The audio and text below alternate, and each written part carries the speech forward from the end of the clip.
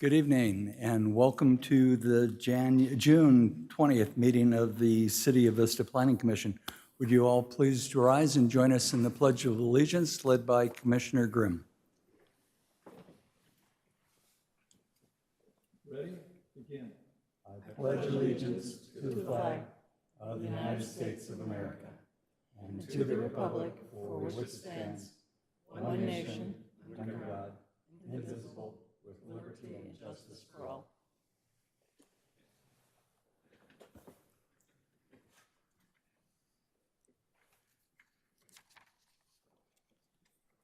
Very good. Ms. Leahy, roll call, please. Excuse me.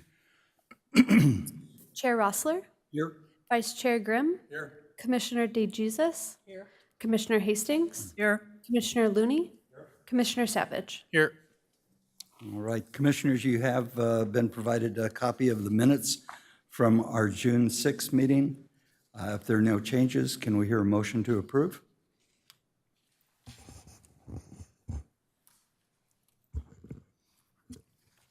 Commissioner Looney I'll approve the minutes as written. and Commissioner DeJesus. Second the minutes as written. All right, it's been moved and second to approve the minutes of our June 6th meeting. Please cast your vote. Oh, wait, I can't do that. And lock them in.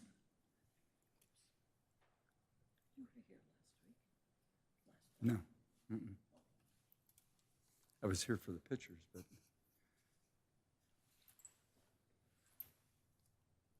Did everybody lock Oh, okay, here we go.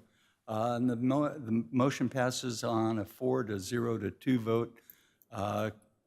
Chairman Rossler and Commissioner Savage were absent, so we have to abstain from voting on the minutes of the meeting that we didn't attend. So, any changes to the agenda tonight, Ms. Chow? Good evening, Chairman Rossler. No changes tonight. Thank you. All right.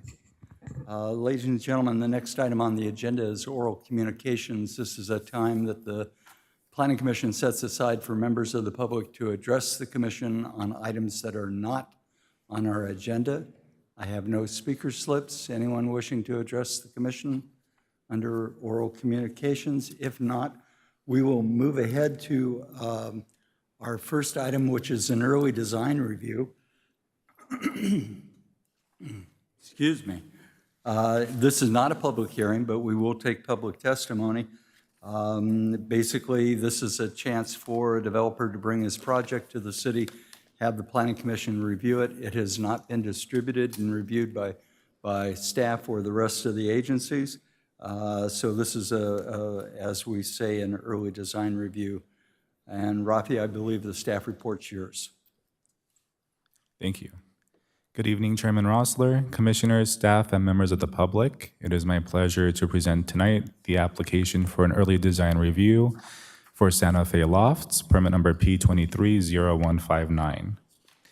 Purpose of the EDR is to provide an opportunity for the Planning Commission to review the initial proposal and provide preliminary advisory comments to the project applicant. The proposal has not been routed or fully reviewed by all city staff.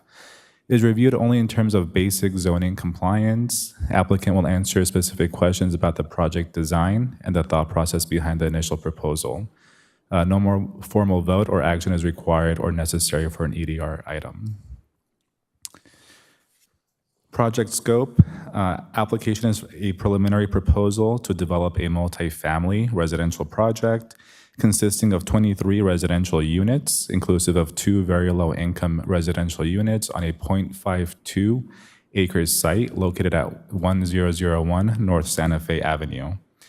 Project is located between East Drive and Town Site Drive. This site is currently developed with 1 single-family residential structure. Proposed site improvements include a 3-story building with associated improvements and 2 garages, 1 above ground and 1 subterranean. 1 access drive from North Santa Fe Avenue and perimeter landscaping, private patios, and common amenities. This is a map of the current project's location, currently zoned mixed use 40, and the surrounding land uses. This is a project site on North Santa Fe Avenue looking north. Surrounding land uses to the west includes single-family homes and single-story commercial buildings, zone mixed-use 40 with some multifamily buildings. To the east, there are some duplexes and multifamily buildings as well. To the north, some more single-family homes, single-story commercial buildings, and same to the south. Proposed project specifics. Project includes 2 multifamily buildings, 5 studio units, 12 one-bedroom units, and 6 two-bedroom units, ranging from 514 square feet up to 2,080 square feet. Proposed density is 44.2 units per acre. Zoning allows for 40 units per acre. Height, 3 stories, 47 feet 8 inches. Maximum allowed is 60 feet. Parking, 32 spaces are provided. 26 spaces are required per state density bonus laws.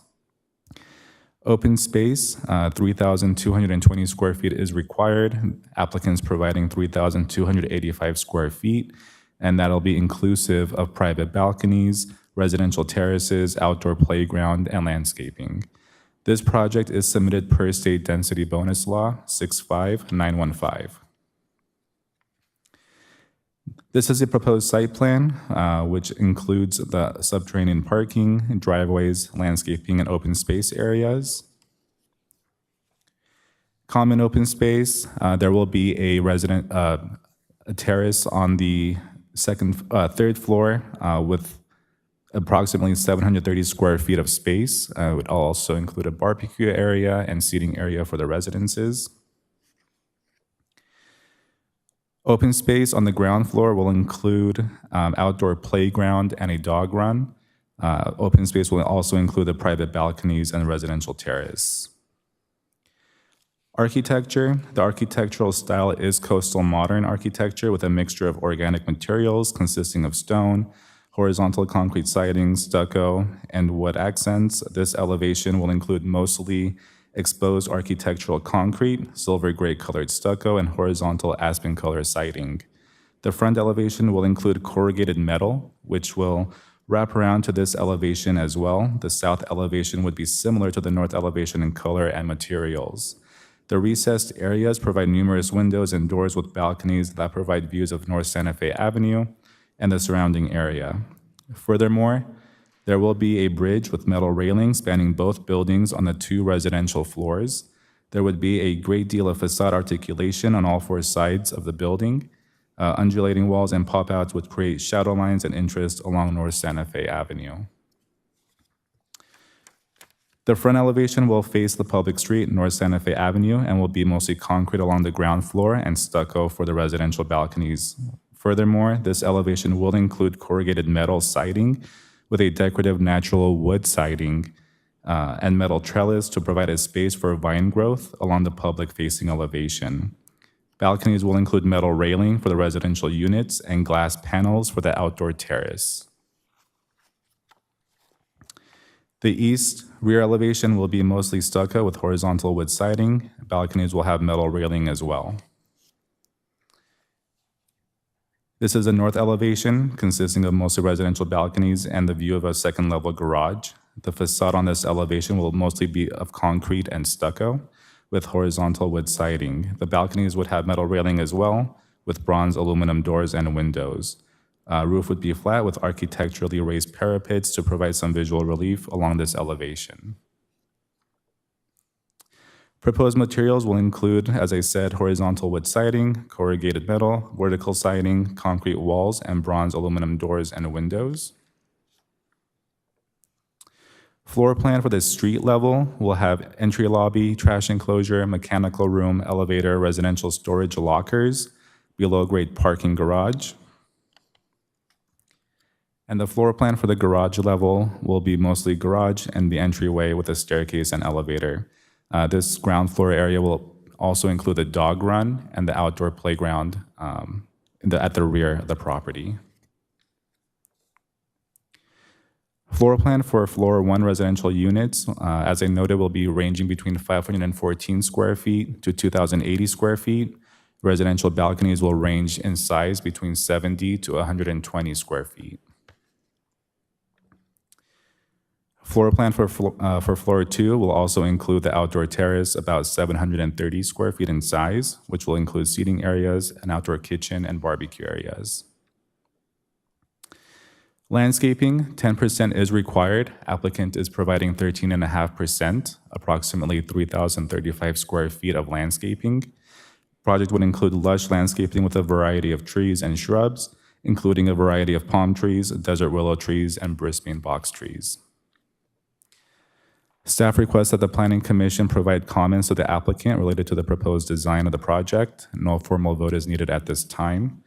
Applicant is here to answer any questions if you need, as myself.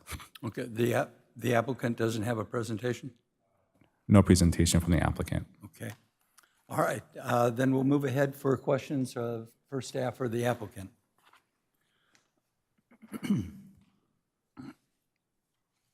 I had one for the applicant.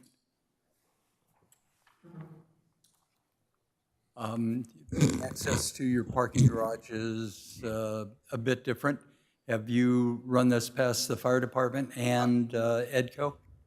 Yeah, we have talked to EDCO. So this is kind of a broken street level plan. So you can see the fire turnabout. It's kind of a reverse. Now, fire did request a turnaround for emergency vehicles as well as fire, even though the driveway is less than 150 feet. So it's a little undetermined if it's even required, but we decided to provide it just because it makes life easier, particularly because North Santa Fe is a busy street to have a fire truck backing out on. So that works, but we're probably going to require some massaging with the fire department to maybe get it all the way to their specs. But the grades work. We do provide the adequate backup space for an emergency vehicle or a fire truck to get up. EDCO would be able to pull. They could effectively do it either way. They would have access to drive up and turn around, so they didn't have to back out on Santa Fe. But the trash enclosure is down towards the bottom, so they could just pull in and pull out. So effectively how we designed it, yes. Okay. Commissioner Looney. Thank you. For staff, how many concessions can they ask for with the low income? So right now, in terms of the calculation for the 2 very low income units, they would qualify for 2 concessions waivers, depending on what they're utilizing. I believe they're trying to waive some of the setback requirements for this project. Okay. Yeah, we're requesting 1, and it would be for the side and rear yard setbacks, but only on the parking level. So the building, the actual living area would abide by the 10-foot setback. But to get the parking dimensions to work, to provide the parking, we needed to take a couple extra feet on the north side. It would only be on the north side where we've actually already talked to, we have a rapport with the neighbor there that owns the retail center, and they're okay with that. Not that it doesn't potentially affect other properties, but they would be the primary people because it's adjacent to them.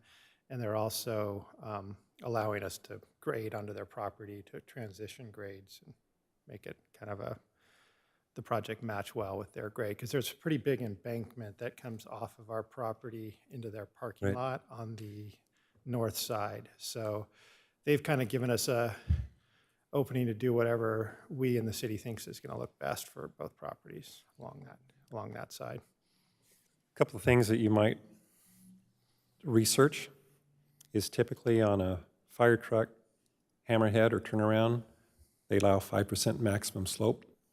So you might want to talk to Brian, your civil, to make sure this is compliant with the local fire department turnaround.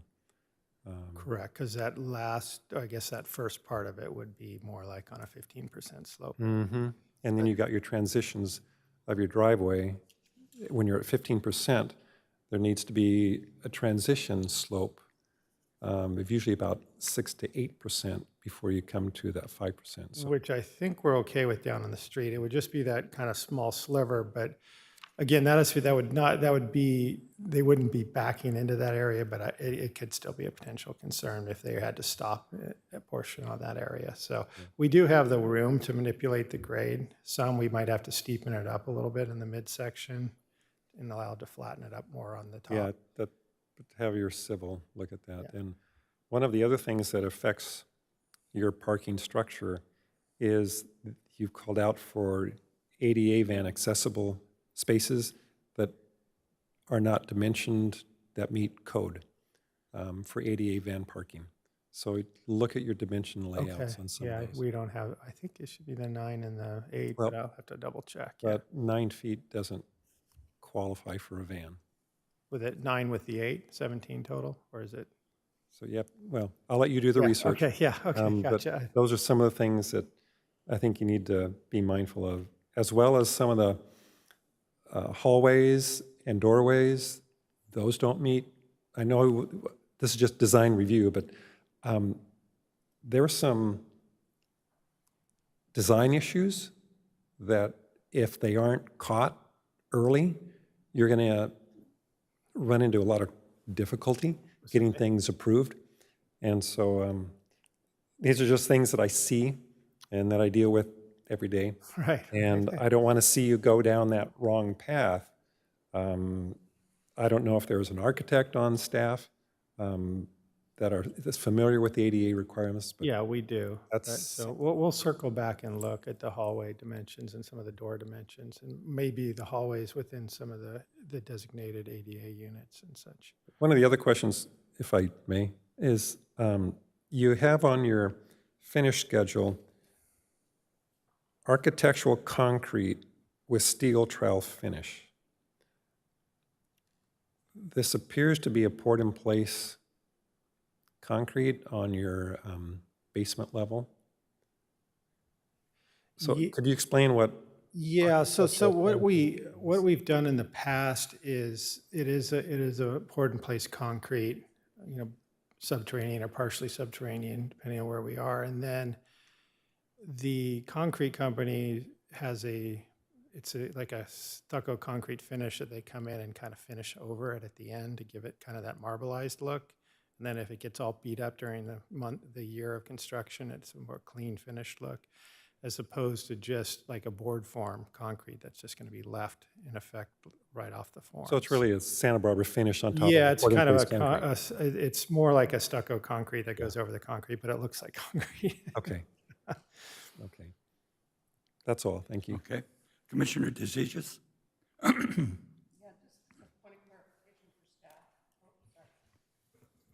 Clarification with staff.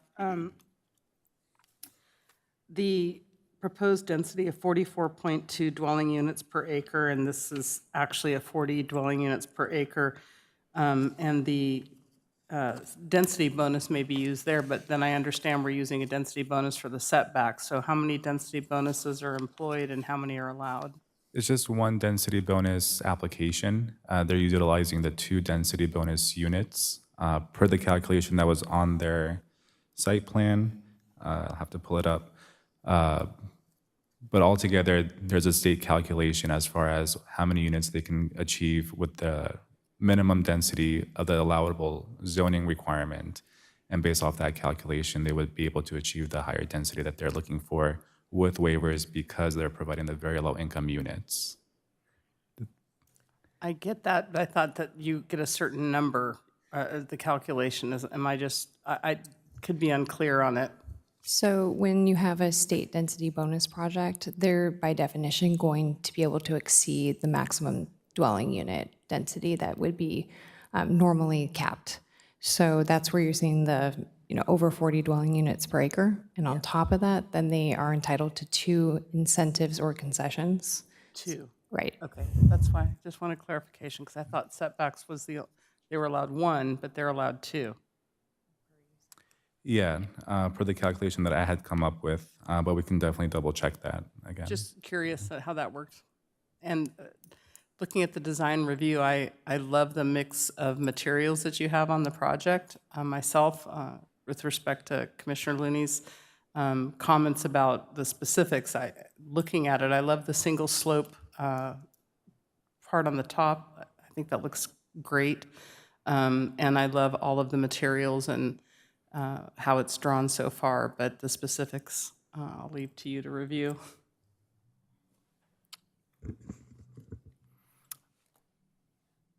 I just add a couple of additional comments. The didn't appear to, on the third floor plan, that there was access to the terrace area. I didn't see a door, but that's something for you to look at. The elevations that we're seeing here tonight are much better than, the colored elevations are much better than what are in here.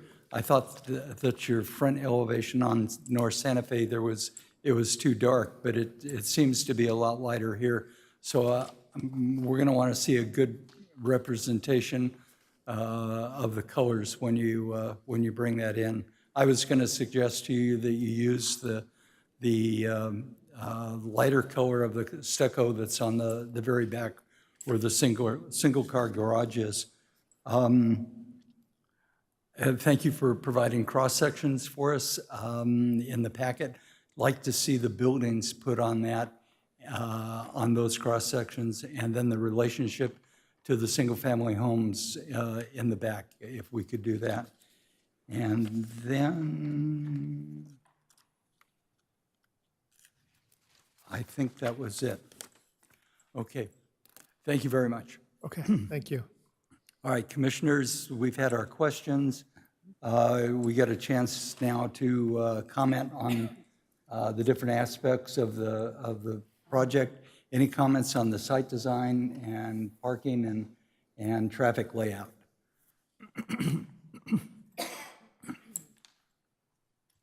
Commissioner Grimm? I'm not sure this falls under site design. We've seen a number of projects like this recently. I'm becoming a little concerned about the number of studios and one-bedrooms.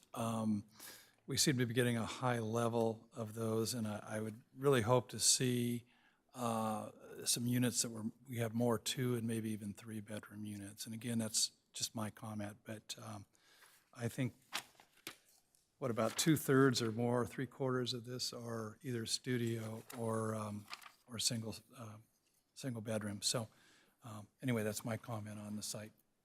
Okay. Commissioner Hastings?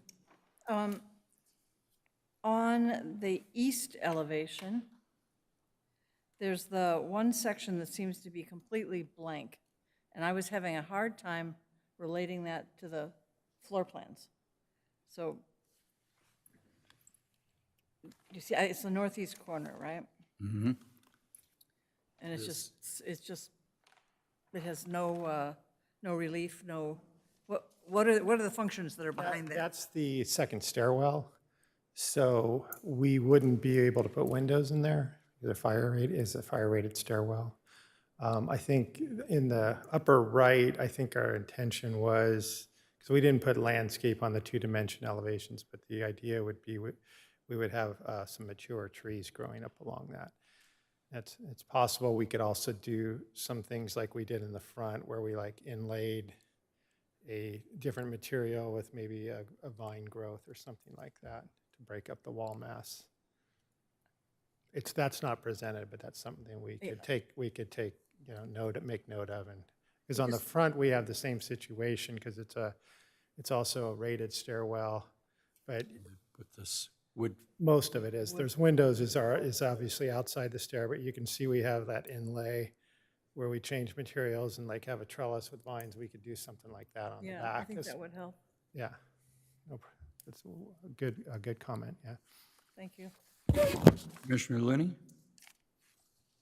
The site amenities seem just kind of stuck in a corner where we have the play area and the dog run in that southeast corner. I think if we could see something embellished, it just feels like it was just stuck in there to check the box. And I think I can be a little bit more creative on that. Would be good. Okay. Any other comments on the architecture? Oh, this is on the architecture. Yeah, we'll move on to the architecture, so. Okay. Commissioner Grimm? Yeah, it's a comment, I believe it's on the south elevation. I don't know, Ralph, if you can pull that up. And again, if you look in the upper right, and this is, I don't know, maybe it's kind of small stuff, but to me, when I was looking at this, it was nice that you broke up the building on the far right, in the upper right-hand corner, with that, I guess it's different material, different color. I was just wondering, to me, you know, and again, this sounds nitpicky, but it looks like a big door to me. And I'm wondering if it makes more sense to pull that all the way up to the roof line on that. Unless it's a pop-out. If it's a pop-out, you can't do it. But I didn't go back to the site plan to look. Do you, So anyway, do you know what I'm saying? We're talking on the far east end, that the pop-out that has like two small windows on it? Yes, Yeah, so yes, it is a pop-out. It is a pop-out. I think there's two bathrooms in there. It maybe has 18 inches or so relief with the Okay, so material there's 18, change. yeah, that's fine, and Yeah. you know, I was too lazy to go back and look at the site plan to see if it was a pop-out, so appreciate it. Yeah. Don't worry about it. Commissioner Looney? Just two comments, and that's on the west elevation, which is facing the street. We've got a trellis that's supposedly to accept a growing vine. That trellis is about 30 feet in height. I think you're going to have some challenges finding a plant that's going to do well 30 feet high on the west face where it's going to cook in the sun.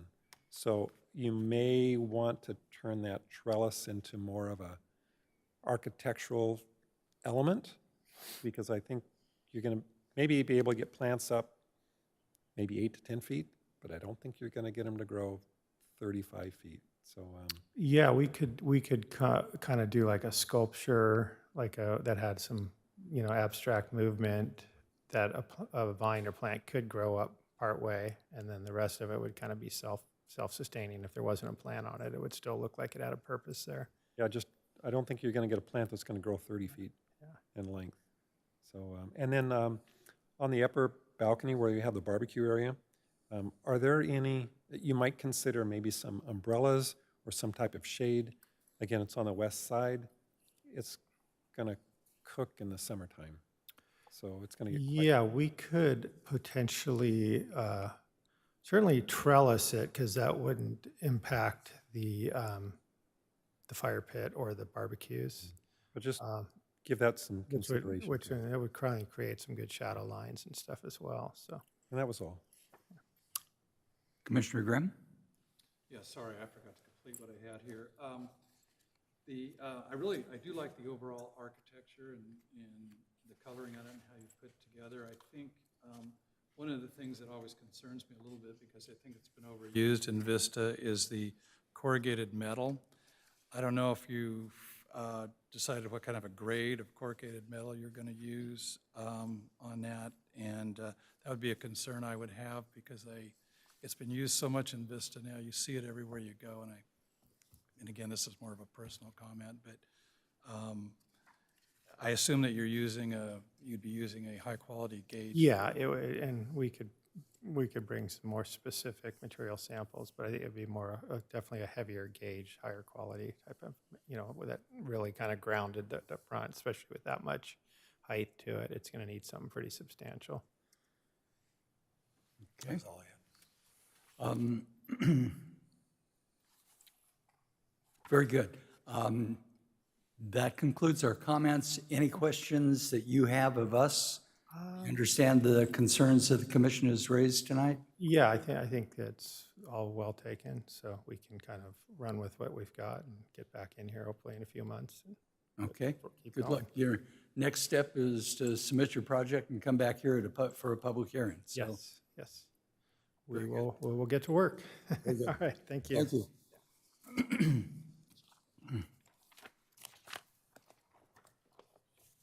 The next item on our agenda is a discussion item. Chairman, Does anybody want to speak on the project? I don't think that opportunity for the public. I think they're here for your general plan, Michael. Oh, okay, I didn't know. You got to come. You're right, I did only have a comment about the general plan. The only thing I want to mention, the desert willow, I've done a good amount of reading on this plant specifically because of the fact that I work for a nursery here in town called Altman Plants. We don't bring that plant to the area for one specific reason. It doesn't create tap roots that go down far enough to actually have sustainable long-term growth. So you mentioned having mature trees, but on a slope with the way the root systems go, they tend to just fall over. So hopefully any other plant. And I know SDG&E has a tree rebate program right now that does target that plant, so we should address that. Okay. At least for the sake of the soil that we all have to walk on. All right. So we're good on the early design review, and we'll move on to the general plan update.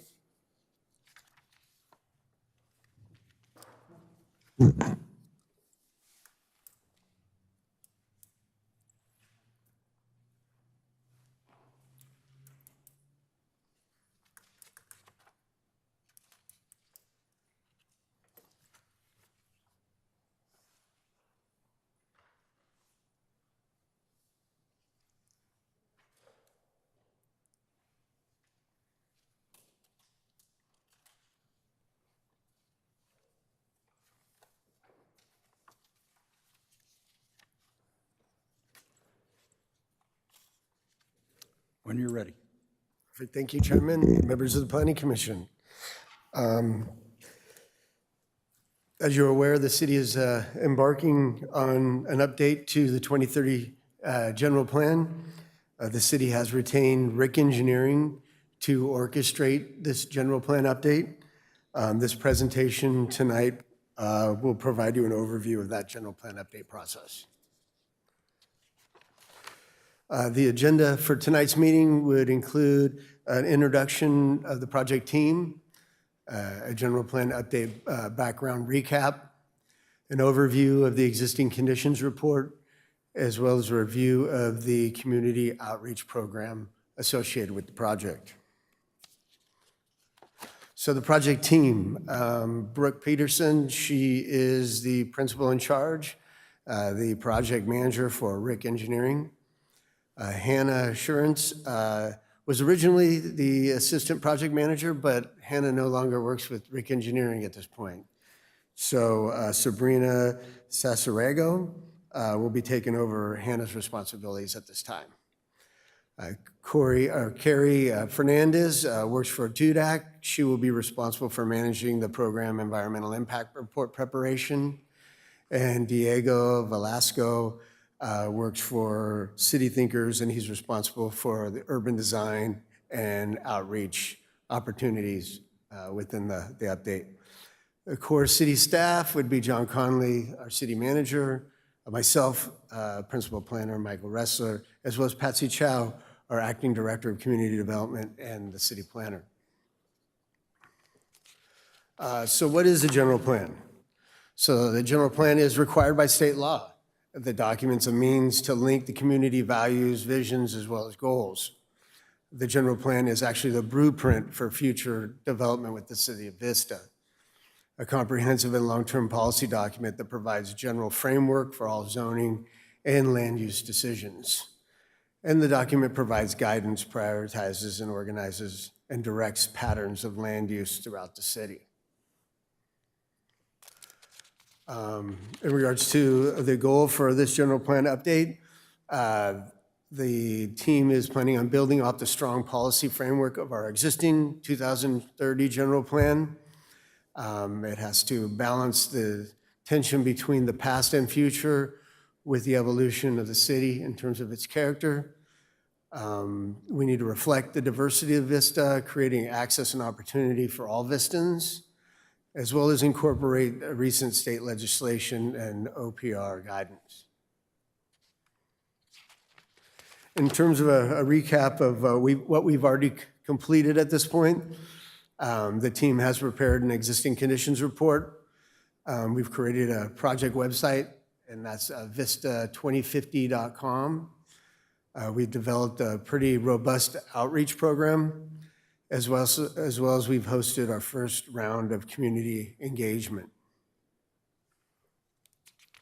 So what is an existing conditions report? So basically, it's an inventory of the existing conditions and trends within the city of Vista. The findings will aid the understanding of key issues and opportunities within the city and facilitates discussion amongst the community, stakeholders, staff, as well as our decision makers. The existing condition report will inform the general plan update, including identifying areas for development, growth, employment, recreation, and so on. So basically, the existing condition report is the starting point of this process. The existing conditions report has a variety of topics: market conditions, demographics, land use and community character, circulation, transportation, natural resources, hazards and safety, climate change and resilience, public facilities, services and infrastructure, as well as cultural resources. So for a brief overview of the key findings identified in the existing conditions report, it's been identified the city's population is estimated to increase 5.7% between 2030 and 2050. Over 3,000 acres of land within the city's sphere of influence has an opportunity to annex within the city in the next 20 years. Based on SANDAG's jurisdictional data forecast, the city must add 4,465 dwelling units by 2040. It's estimated that there will be a decline in the number of single-family attached and an increase in multifamily units. The existing land use designations that we have within our existing general plan and zoning are too low in terms of effectiveness to facilitate high-density transit-oriented development. In regards to our school district, the overall student population for the Vista Unified School District is expected to decrease annually between 2020 and 2026. It's been identified that portions of the city north of Vista Way, Vista Village Drive, and between Beaubier and East Vista Way is defined as low-income communities. And there's no disadvantaged islands, fringe, or legacy communities in or near the city's boundaries. The city has invested into a robust community engagement program for the general plan update. The city has created a brand, and this is our brand here for the general plan update. You'll be seeing this on all the brochures, flyers, any type of documentation associated with the general plan. That logo will be on there. Again, we've established a website that's based on bang the table format, which allows for interaction with the community. We feel confident in being able to have a very interactive opportunity through this process. Staff has also generated a fact sheet for the community that basically walks them through the process, identifies the key elements of the update, what to expect, and basically a timeline of the project itself. Other opportunities for engagement would be participating in the City Council and Planning Commission updates, as we're doing tonight. We have a 3-series in-person workshop opportunity in 4 geographical areas within the city, and those areas are defined as the City Council districts. The themes for those workshops would be the existing conditions and visions, which we just recently had. The next opportunity would be related to policy development, and finally, land use alternatives. Information has also been distributed through social media, and we've also have hard copy notices, flyers, and postcards that are also sent out to the public in order to get this word out. I think I also brought an example of our workshop reminder that we've been trying to distribute throughout the city in order to get people the information they need and the dates and times and locations so they can participate in our outreach.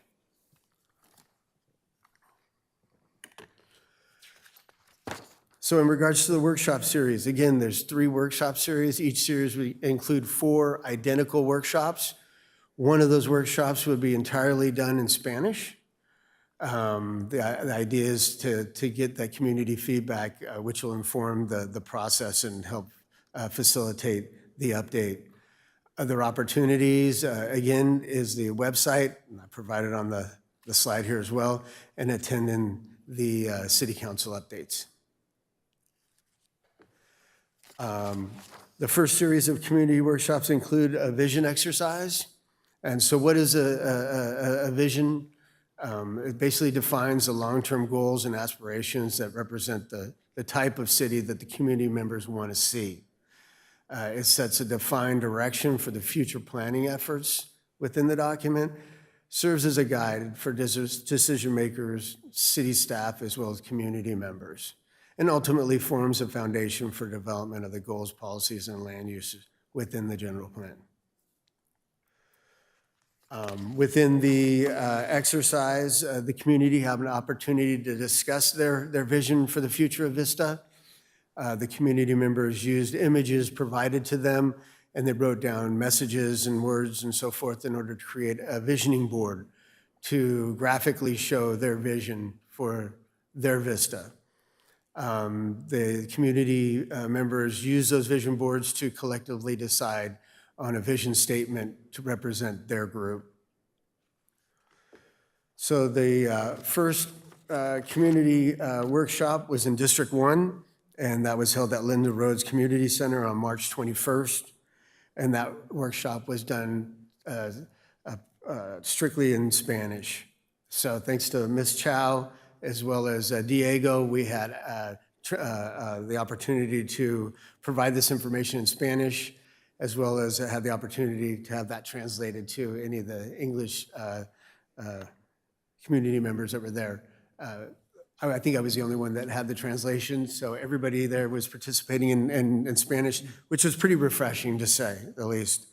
So some of the comments that were generated in that meeting, the community wanted to see improvements to infrastructure, pedestrian, lighting, sidewalks, more community resources, affordable housing, celebrate the history and the diversity of Vista, educational opportunities, as well as facilities for senior members of our community.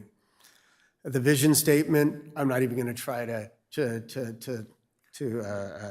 say this in Spanish, but I do have the translation here.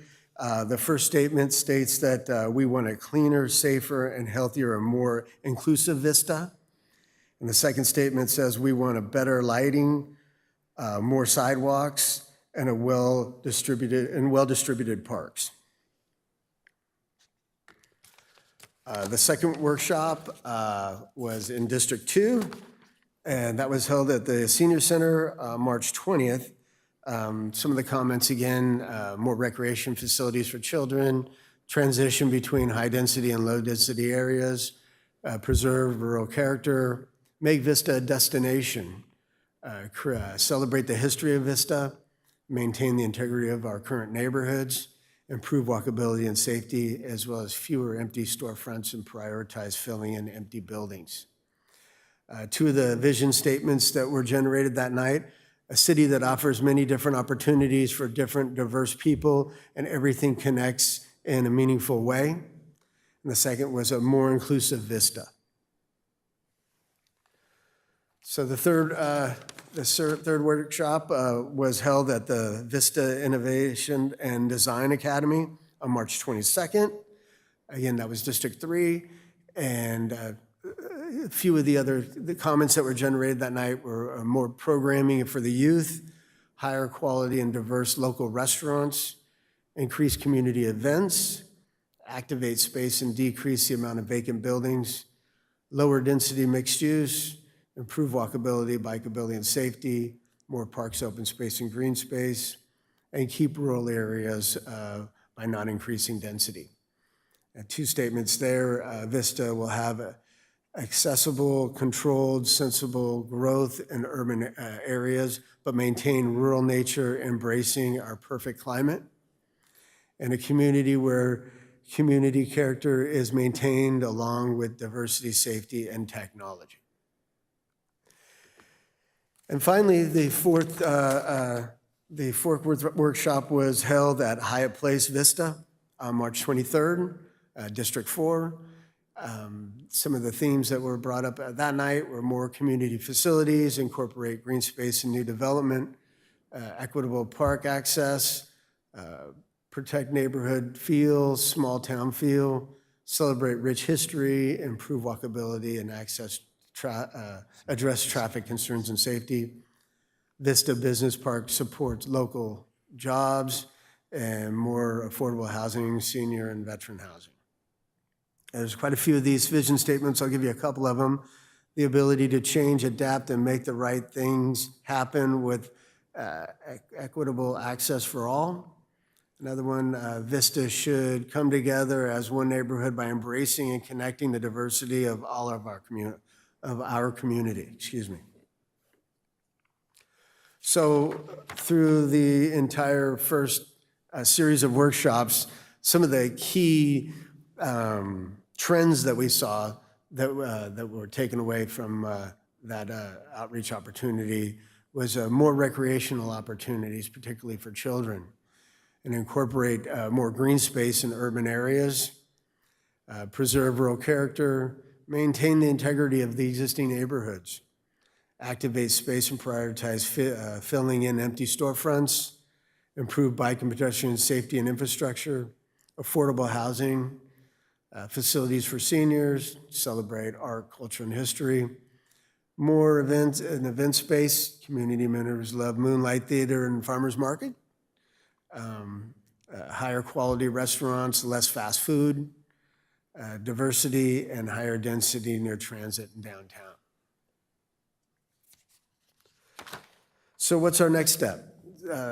Those would involve beginning the preparation of the revisions to the general plan document, introducing in the visioning section of that document.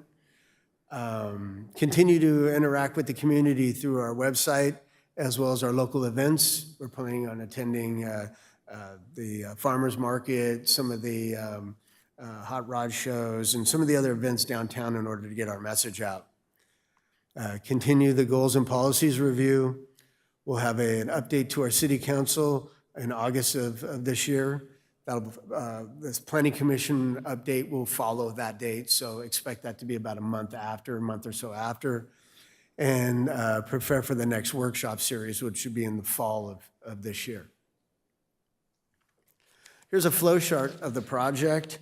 There's a lot of information there, but I think I wanted to highlight the fact that we started this process in May of 2022, and we're expecting to complete the process in winter of 2024. It identifies October of 2024, but yeah, by the end of the year 2024. That concludes my presentation tonight. I can answer your questions you might have or give the public any more information they might have, but I'm here to answer any questions. Commissioners, I have one speaker slip. Why don't we hear from them, and then we'll open it up. James, you want to come and join us again? And gentlemen, did you want to address us tonight at all? Okay, very good.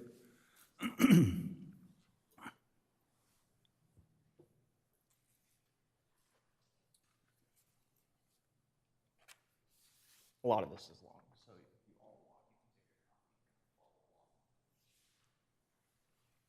along. To be forthright, I have read this document that dates back to 2011, because that's when this all started, a number of times, and I've compared it to the plan that San Diego has. There is a stark similarity that I hope you all, at least in your own time, look into. And I also imagined when this was going to happen, it was going to be the city council members, so I didn't know it would be you all here. So that first line that you'll see may or may not apply.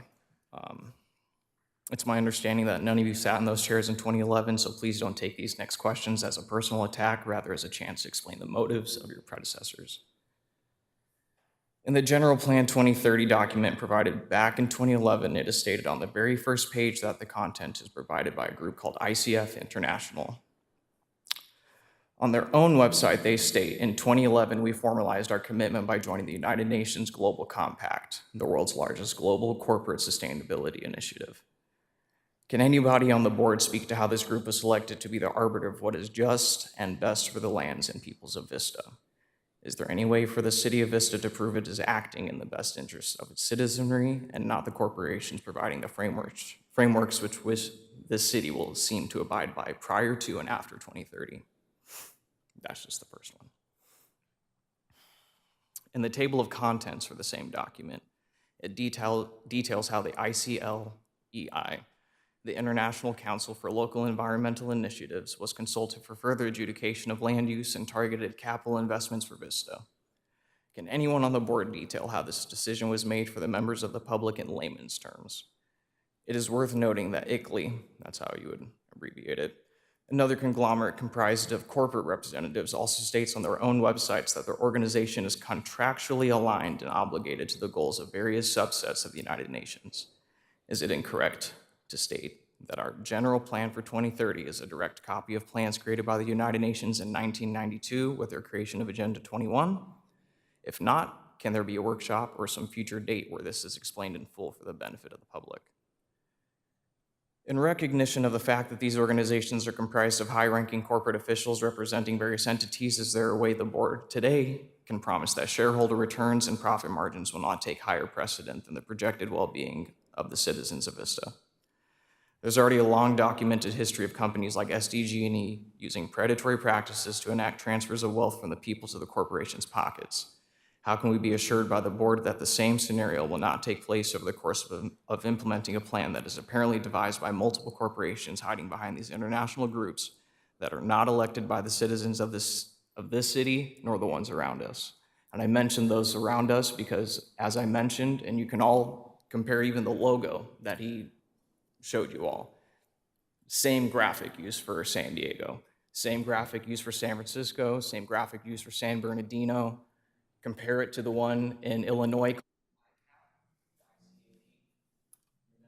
Yeah, sorry. Thank you. We will include this in the staff's comments. Commissioner Grimm, did you have a comment on the general plan? Well, yeah, I did. Okay. Traditionally, it's awful hard to get.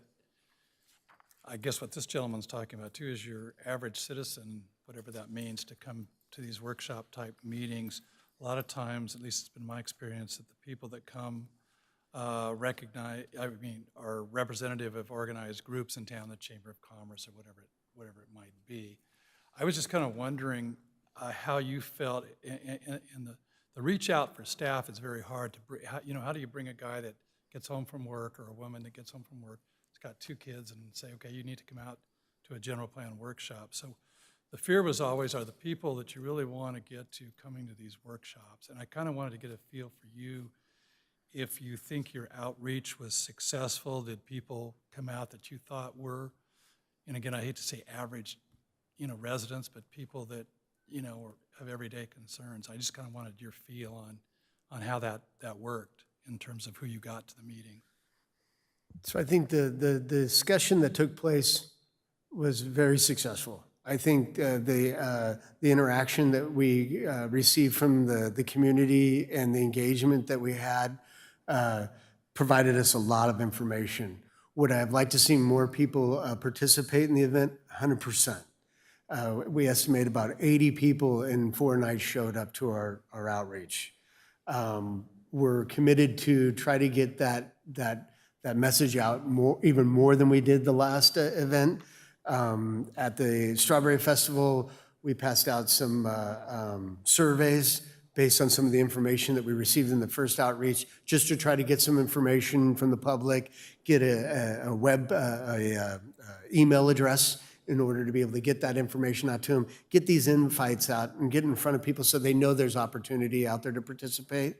Again, throughout summer, there's quite a few community events, festivals and so forth within the city that we're going to try to get out there, have our presence out there, get our information and our invites out there. So hopefully we can increase the attendance of those events.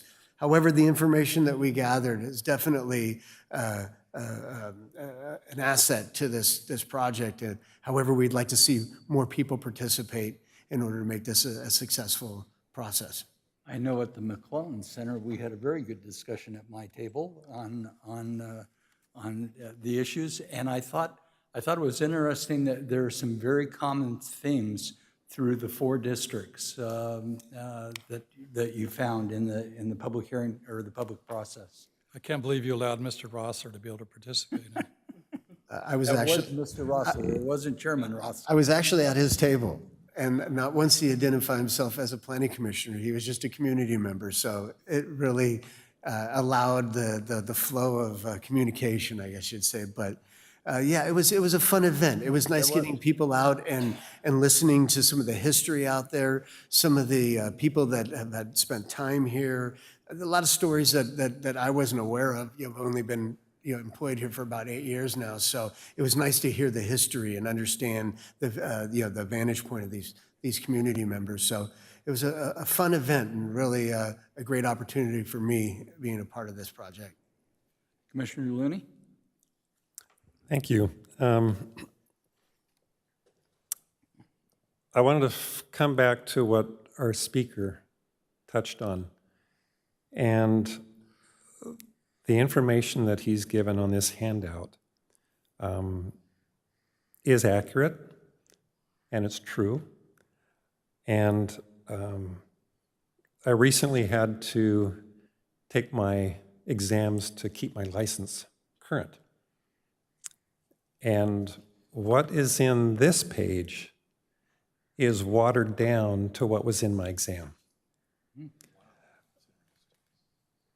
The policies that the states and the cities have to adhere to are by design, but all of the building regulations by 2035 and by 2050, the feedback that we got is really good, but we're not going to be able to do it as a city. The restrictions that I have to abide by on new buildings, no one's going to want to hear. And no, that information isn't going to be made public for the most part. And the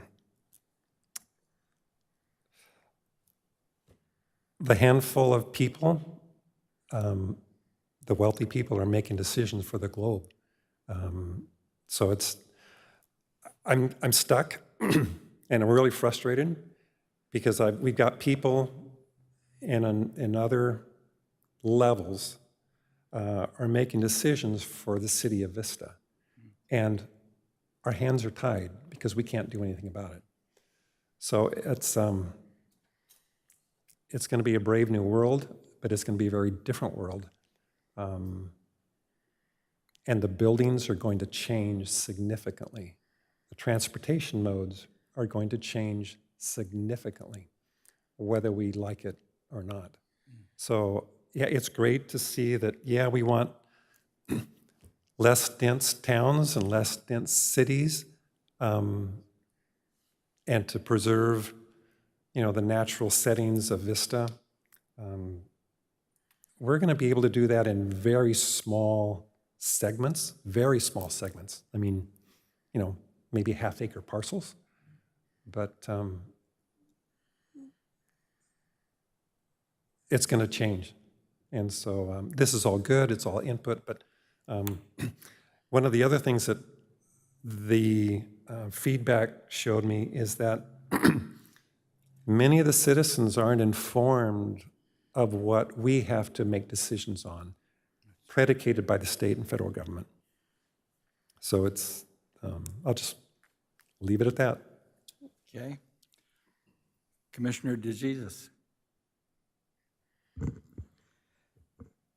I'm going to piggyback a little bit on what Commissioner Looney said, and I have looking forward and looking in the future and understanding that we're going to be bound by state and federal governments' regulations on how we do things here, and having the general public not be informed of that and thinking we're making decisions to pad our pockets or something. I think that's one of the most comical things I've heard as a planning commissioner, that we're getting paid somehow to do this. But it's so much, there's so much more than actually that. And I understand that's not your point, but going back to 1995, I was on the Smart Growth Committee for Sandag, and not thinking, thinking I'd be some old person by the time it got implemented. Sometimes I feel that way, but we didn't have, so there's a couple things about that. In 1995, and when we were talking about general plans, we didn't have the internet. So we had no way of notifying people. They got a letter in the mail, and if it went in the trash, they didn't know anything about it, and they didn't participate. I remember bringing my sister to a city council meeting in La Mesa in the early 2000s, and she fell asleep. And I was like, I find it all exciting. She found it horribly, absolutely uninteresting. So it's kind of difficult, even on the local level, to engage the community and say, hey, look at, we've got beautiful flyers, we've created a logo. I mean, this is 2023, we've got websites and logos and access and links on the website that go deeper, take a deeper dive into this stuff, right? We can actually say stuff on the internet about what the city's doing in the general plan, put links in that information that take you to the actual, how it got here from the Senate bill and the state, and how the city of Vista's having to codify it and implement it, and what the code is now, right? We're there now. So back to 1995, we were talking about density along transportation corridors, and what did that mean? We were looking at, anywhere where there's a lot of traffic, then how we were gonna go up. And fast forward to today, we have all of these projects, even one before us today, talking about density and using density bonuses, and how did we get here? So I love that Commissioner Looney's speaking about something. He took a test and he's like, wow, this is a watered down version of what you think, because it's yet to come. And what I've seen since 1995 and today is the state making a lot of zoning and planning and zoning rules, when that was just never the case back then. And I don't even know if when we were talking about it, we had any indication that that would happen. But here we are. So in 2050, what does that look like? These machinations are happening right now for 2050. So it's lovely to talk about them, and it's really, we want engagement. I don't know of any city, and especially people like the staff at Vista that work so hard to engage the community and districts and hire people to come in and help. We want the feedback. And maybe by getting the feedback, you're not going to get what you want. But guess what? Since you're not going to get what you want, maybe you'll go vote. Maybe they'll make a difference in that. Maybe you'll look at the long-term game long-term goal is to actually participate in a 20 to 30 to 50-year process. So it's really difficult to read something like this and hear from you, because that's a stark reality, right? When you talk about something like the United Nations, states make the rules, right? All powers reserved to the state. And then the state really took that one extra step and went over and stepped on the local government's planning. So I made some notes. The last paragraph that you wrote about is the private versus public. The private sector is going to make all of the changes, and the public sector, or the nonprofits, might be doing a lot of extra things as well. There's going to be different roles taken on. So there's so much transformation happening. But circling back to the general plan, it's interesting how we're going to, I think the whole goal of the general plan conversation is to engage Vista. How much participation are we going to generate from our citizens? Even if they're not going to get what they want 100%, let's have some ideas flowing. Just sitting here thinking, we're not going to have as many parks. Are the schools going to take back some of the responsibility to provide entertainment and play space where parks can't anymore in the long term, since Prop 13 and the separation of that funding and all of how that worked?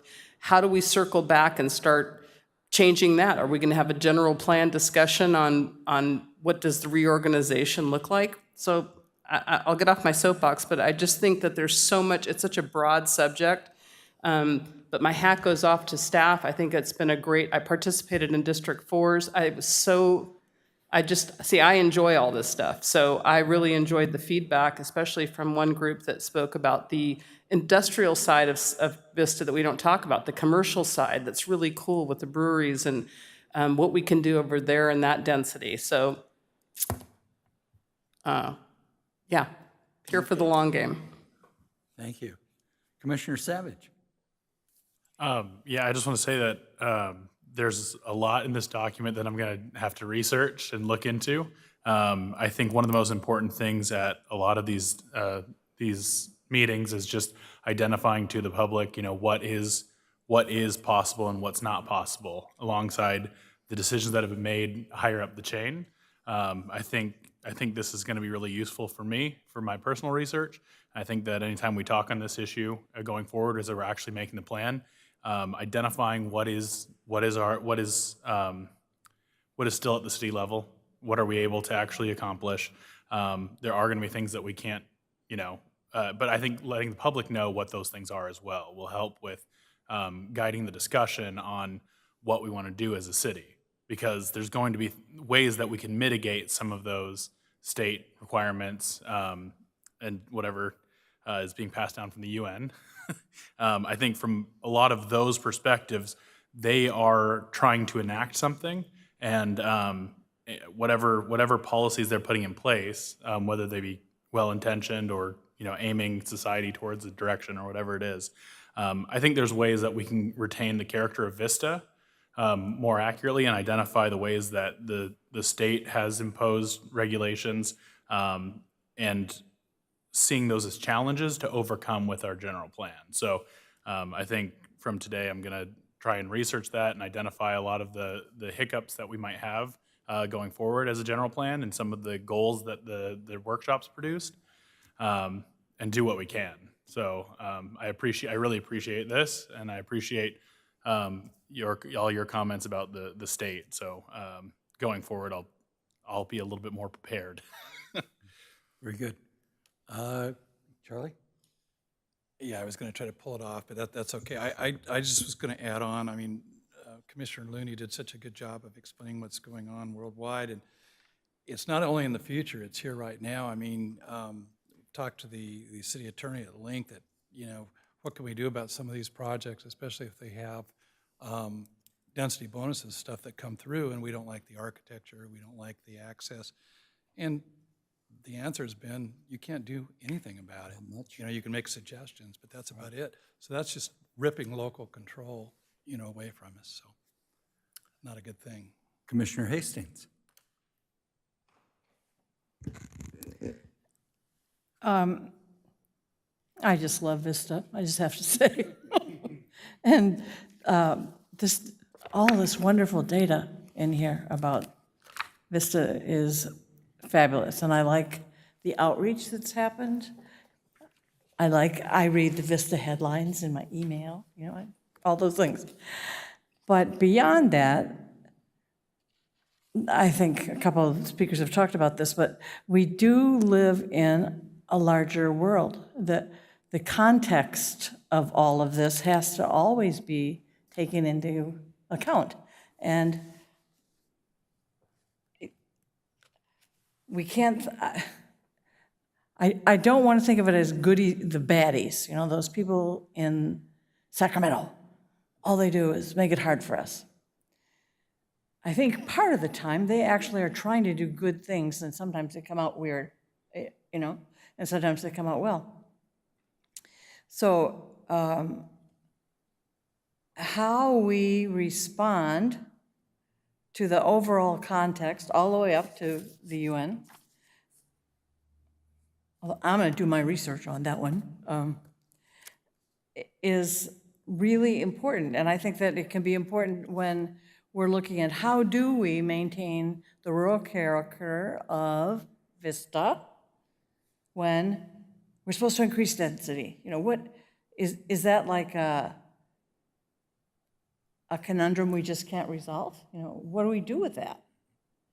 So I think if we look at those pieces, we have to look at all the things that make it a conundrum, right? So I got no answers, but I do think that we just have to always be looking at the bigger picture. Okay, very good. Michael, I had two comments to make on page 4 of 40 in the staff report, at the bottom, land use findings. They make the statement in there that the high density and mixed use provides standards that are too low to facilitate high transit development. Is 40 dwelling units per acre not enough? Based on the discussions that we've had with the urban planner that we're working with, 40 units to the acre is a real odd density because it doesn't get you to that high density form that we're envisioning.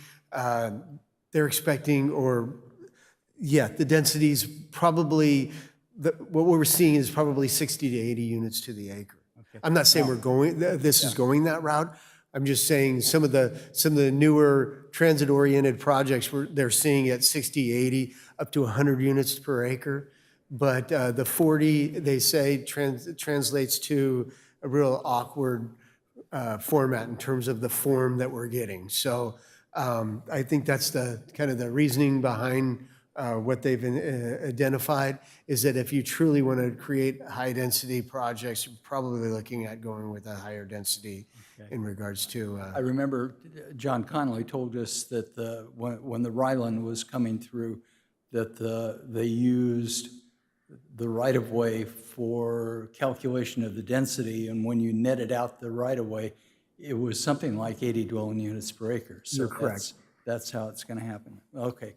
Then, on 6 of 40, the very last bullet point, city should continue to invest in intersection technology. This is talking about transit, traffic. Widening streets can be detrimental to the safety and mobility of alternative modes of transportation. I certainly understand and agree with complete streets, pedestrian, bicyclists, and motor vehicles all sharing the same right-of-way. But we have several streets in this town that need to be finished before even to be complete streets. And I'm thinking of East Vista Way, north of Arcadia, North Santa Fe, north of Bobeer, in our sphere, Monte Vista and Buena Creek, and then Buena Creek going into South Santa Fe. Those need to be fixed before they can be complete streets. So anyway, those were my two major comments tonight for the general plan update. Anything else, any other questions or? I have one question. Okay, Commissioner Looney? On page 4, at the bottom, second bullet point up from the bottom, it says there's an estimated to be a decline in the number of single-family attached units and increased multifamily units. So single-family attached units? So is that like a duplex or a townhome? Yeah, I think you could probably translate that to attached and detached. I don't think you're going to be seeing any, you're going to see less and less duplexes and single-family homes. It's going to be more multifamily development. And that's what they were, that's how it should be translated. How's that? Okay, thank you. Yes, sir. Okay. Anything else for Michael? Nothing? Thank you very much. Good job. I thoroughly enjoyed the workshop. You guys did a good job. Okay, now, commissioners, it is June, and something that we haven't done in a while is confirm chair and vice chair positions. So I'm going to open the floor for nominations for chairman and Commissioner Hastings. I would like to nominate Rick Rossler to continue in the role as chair of the Planning Commission. Commissioner De Jesus? I would second keeping Commissioner Rossler as the chair. All right, it's been moved and second for Chairman Rossler to continue for, what, another year, Patsy? Another year? So we cast our votes? I don't know, do I have to abstain? No, I'm going to vote for myself. That's all right. And the motion passes unanimously. All right, nominations for vice chair.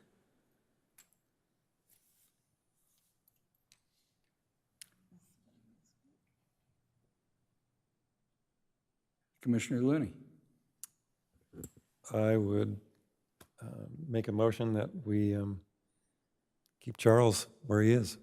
Okay, all right. Is there a second? John? I'll second that. Okay. Any other nominations for vice chair? I see none. Cast your vote.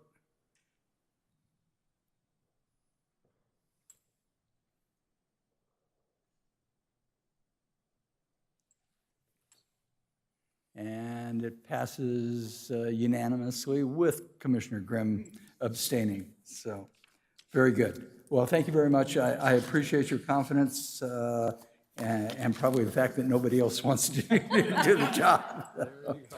Very good. All right, moving on. Reports and comments from commission members. Anything from the commissioners for the good of the body? Commissioner Savage. Yeah, I just wanted to bring it up that at the Strawberry Fest, some community members came up to me and mentioned that they were interested in preserving the historic nature of one of the buildings at the Vista Community Church. And so I found some reading material from the state on how to do that. And, Pat said that I think, and Amanda, this is probably for you, but I passed along and I had Patsy copied on the email. I think this is more of a city council thing. If you guys want to go and petition that, I believe the planning department had already, reviewed this building and its historicity, and nothing came of it. But I think I proceeded correctly. I don't know. So you may remember we had a project recently that had a historic church property on it, and we relied on a prior environmental document that looked at the historic resource issue. And so we included mitigation measures for that topic area, which included demolition ultimately of the building, but some mitigation measures would be incorporated. So I think my general recommendation would be if someone, a proponent or an interested party in a project coming to the commission is seeking information along the lines of how do I get more information on this aspect of the project, or for example, how do I challenge the project, because they might be seeking information on how to appeal a project, I would recommend referring it to staff, because they can provide neutral information, and they can loop in my office if we feel that there's a concern that, for example, they might be represented by legal counsel in some cases, and so we have to kind of tread lightly in those cases. It can be an awkward thing when that happens, but I would say, I've been advised to refer you to city staff next time, and that would be what I'd recommend. Okay. In regards to that issue, Patsy, would you be able to forward that to council, that email chain, and just for review, or?